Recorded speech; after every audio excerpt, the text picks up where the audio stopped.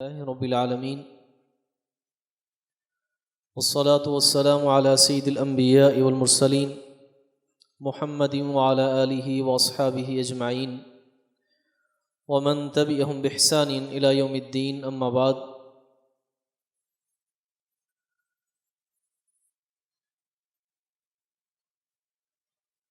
فقال الله تعالى في القرآن المجيد اعوذ باللہ السمیع العلیم من الشیطان الرجیم بسم اللہ الرحمن الرحیم.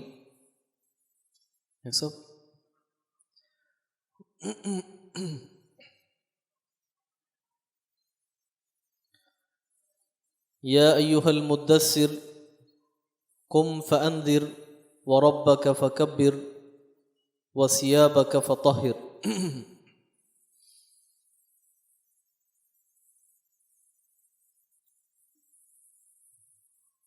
آج سے انشاءاللہ العزیز آداب زندگی سیمینار اور ایک ورکشاپ تمام طلباء کے لیے شروع کی جا رہی ہے، اور اس کا مقصد زندگی کے ہر شعبے میں بہتری لانا اور اپنے آپ کو مہذب کرنا، کیونکہ اللہ رب العزت نے نبی کریم صلی اللہ علیہ وسلم کو پوری دنیا کے لیے نمونہ بنایا. فرمایا لقد کان لکم فی رسول اللہ اسوۃ حسنہ، کہ پیارے پیغمبر صلی اللہ علیہ وسلم کی زندگی تمہارے لیے بہترین نمونہ ہے، قابل تقلید مثال ہے. اور نبی علیہ الصلوۃ والسلام نے اپنی ذات اقدس کے بارے میں فرمایا کہ اللہ رب العزت نے مجھے ادب سکھایا اور بہترین ادب سکھایا. ادبنی ربی فاحسن تأدیبی وعلمنی ربی فاحسن تعلیمی. اللہ نے مجھے ادب سکھایا تو خوب سکھایا، اور ذات نے مجھے تعلیم دی تو خوب تعلیم دی. اس لیے امت کے ہر ایک فرد کا یہ فریضہ ہے کہ اپنے آپ کو مہذب بنائے، اپنے آپ کو مؤدب بنائے، اور اسلام کے محاسن کے ساتھ اپنے آپ کو خوبصورت کرے. تو اسلام کی جو امتیازی خصوصیات ہیں، اس میں پہلی جو خصوصیت ہے وہ طہارت اور پاکیزگی ہے، کیونکہ اسلام لانے سے پہلے بھی حکم یہ ہے کہ آپ اپنے جسم کو پاک کریں، اپنے کپڑوں کو پاک کریں، اور اس کے بعد کیا ہے آپ کلمہ پڑھ کر اسلام میں داخل ہو جائیں.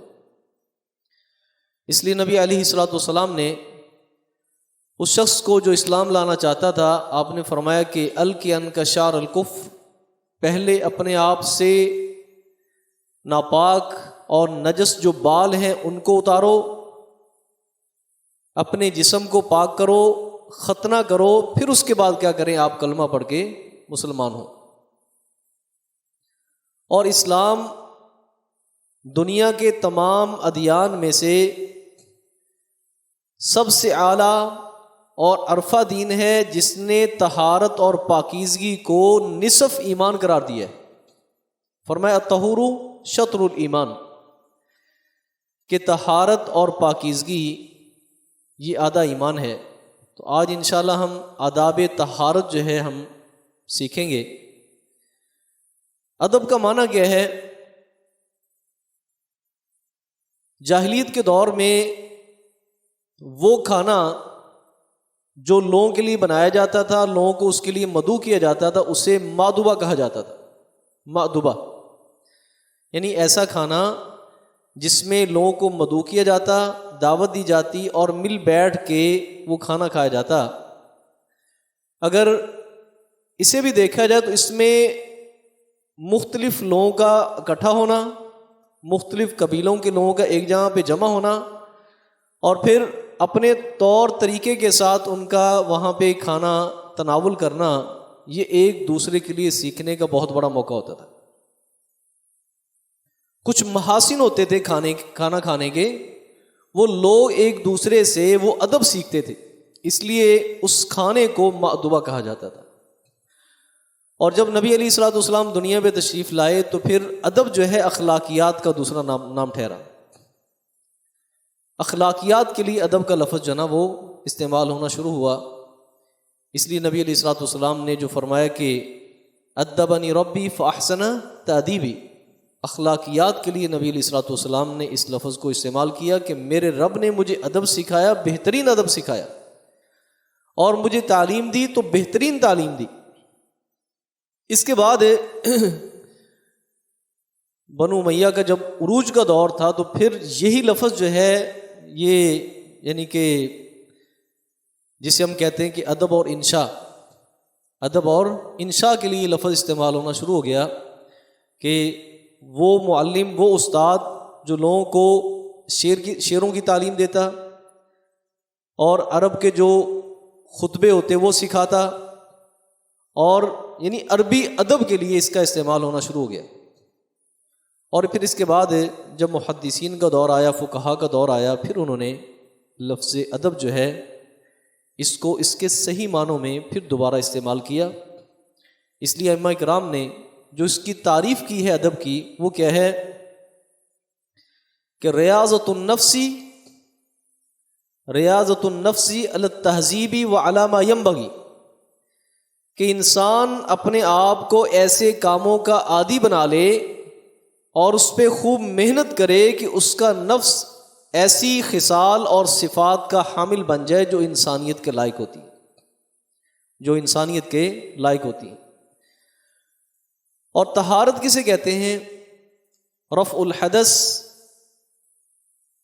کہ نجاست کو، پاکیزگی کو اپنے آپ سے اٹھا لینا، دور کر لینا کسی پاکیزہ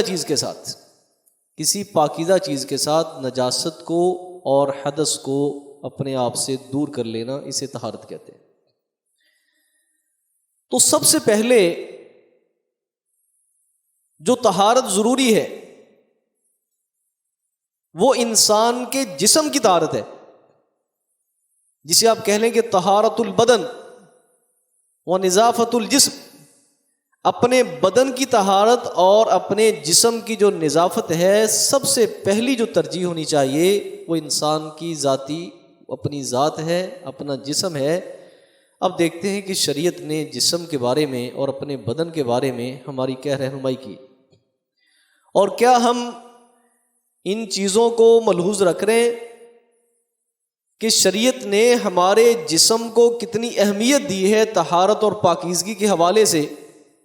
اگر آپ غور و فکر کریں تو اسلام ایسا نفیس دین ہے کہ اس نے ہر ایک معاملے میں نفاست کو، نظافت کو، طہارت اور پاکیزگی کو اہمیت دی۔ حضرات گرامی، سب سے پہلے ہم دیکھتے ہیں کہ جب انسان بیدار ہوتا ہے یا سونے لگتا ہے، اس وقت شریعت کیا کہتی ہے؟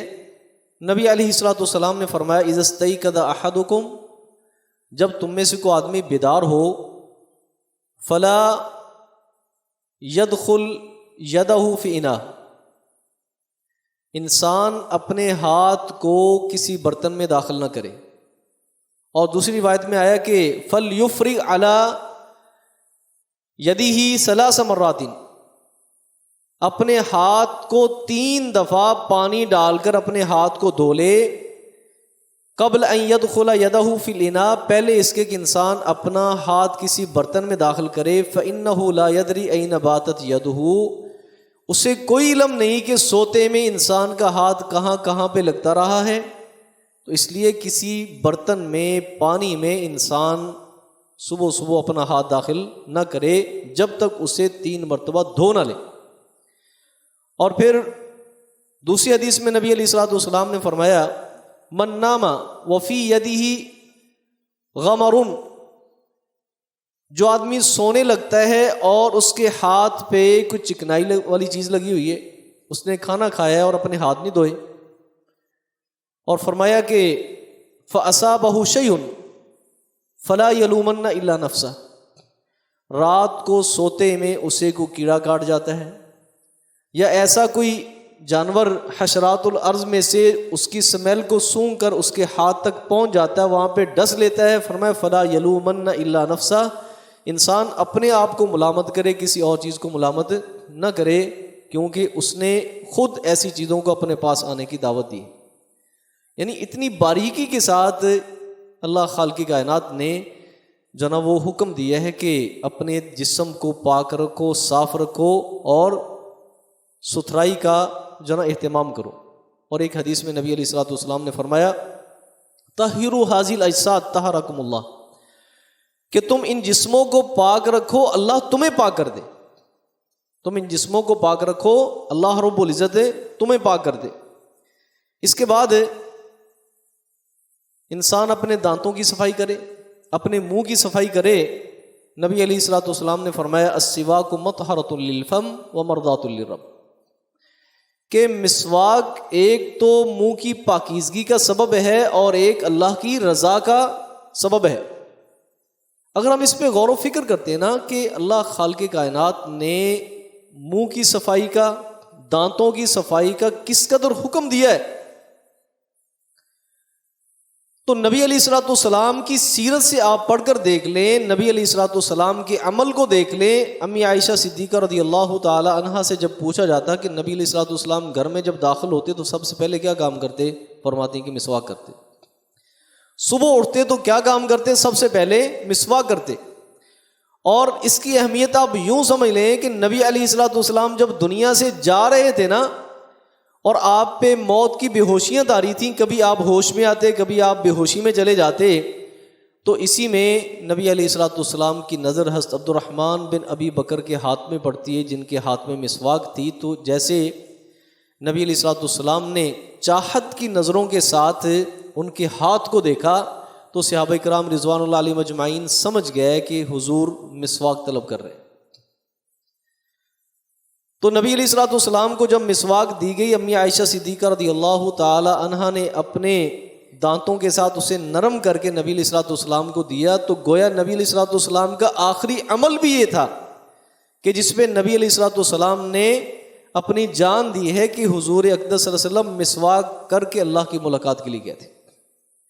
اور ہزار بار بشو میں دہن از مشک و غلاب، ہنوز نام تو گفتن کمال بے ادبی است، کہ انسان ہزار بار بھی مشک اور عنبر کے ساتھ اپنے منہ کو صاف کرے، پھر بھی اللہ رب العزت کے نام لینے کے لیے انسان کا منہ قابل نہیں ہوتا کہ انسان جو نا وہ اللہ رب العزت کی تعریف جو نا اس منہ کے ساتھ کرے۔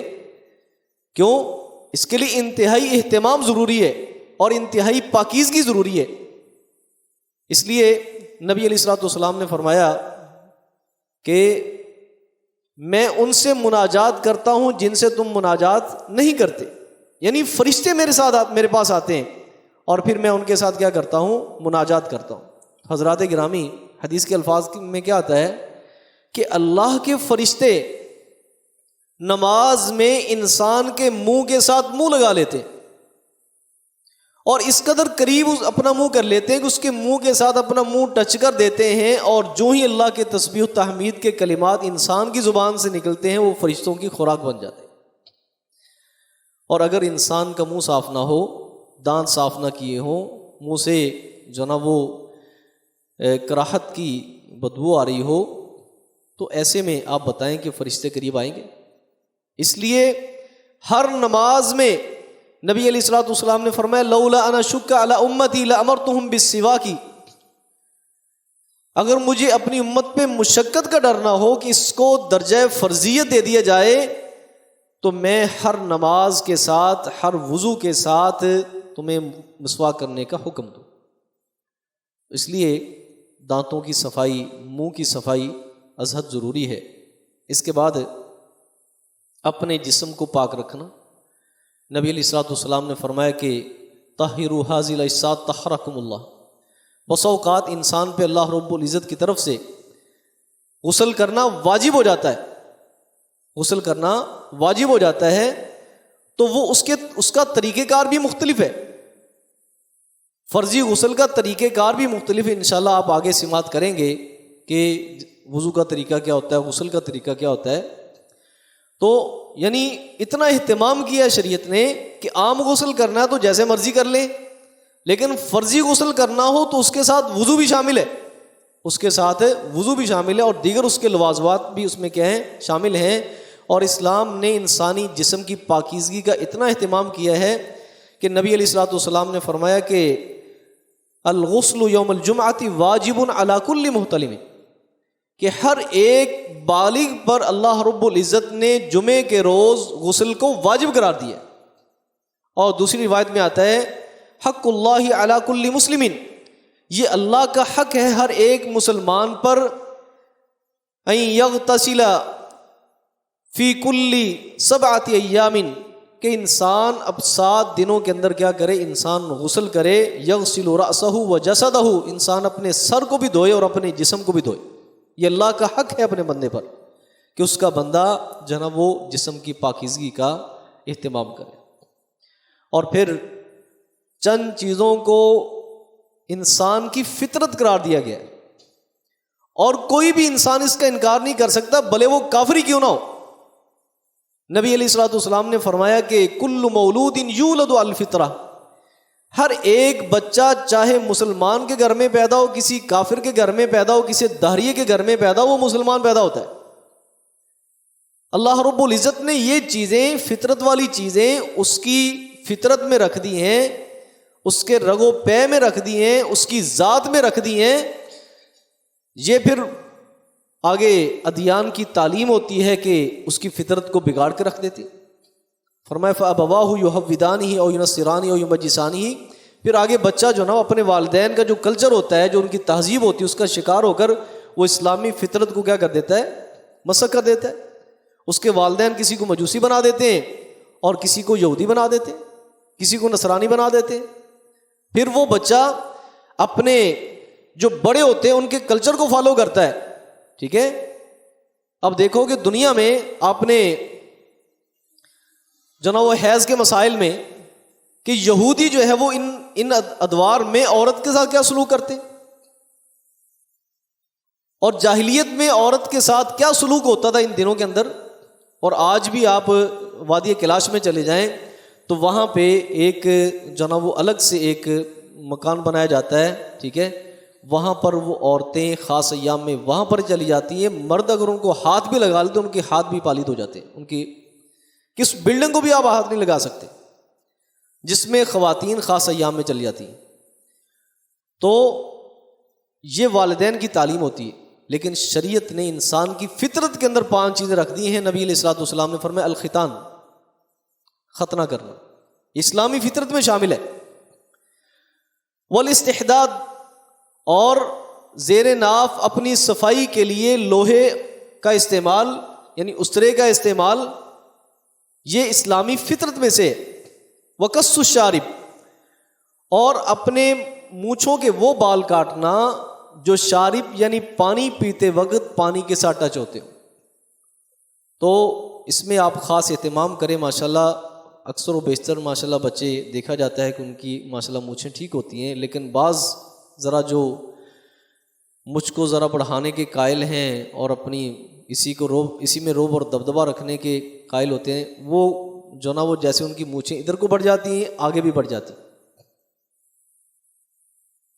ان کا مونچھوں کا جو شٹر ہے نا وہ ان کے منہ کو بھی ڈھانپ لیتا ہے. تو پانی پیتے ہیں تو اس کے ساتھ جو نا وہ بعد میں لسی بھی ساتھ لگ رہی ہوتی ہے، دودھ بھی ساتھ لگ رہا ہوتا ہے. بعد میں پھر ایسے کر کے اور ایسے کر کے اسی کے اوپر مل کے مونچھوں کو تاؤ دینے کے بعد چل دیتے ہیں. یہ اسلامی فطرت کے خلاف ہے، اسلامی فطرت کے خلاف ہے. آپ جناب وہ مسواک رکھ لیں، یا یہ جو اللہ نے کنارہ بنایا ہے نا ہونٹوں کا، اس کے اوپر جو بال آتے ہیں وہ آپ کاٹ دیں. قص الشارب، یہ اسلامی فطرت میں شامل ہے. فرمایا وتکلیم الاظفار، اپنے ناخنوں کو کاٹنا. اللہ رب العزت نے جمعے والا دن اس لیے بنایا ہوتا ہے کہ اس میں ہر ایک مومن مسلمان خوب اپنی صفائی کا اہتمام کرے، اپنے ناخن دیکھے، اپنے ناخن کاٹے. ٹھیک ہے، بال کٹوانے والے ہیں بال کٹوائے اپنے. ٹھیک ہے، جسم کی طہارت اور پاکیزگی کرنے والی ہے وہ کرے. یعنی ہر لمحے اب یوں سمجھ لیں کہ انسان ہر لمحے اللہ کی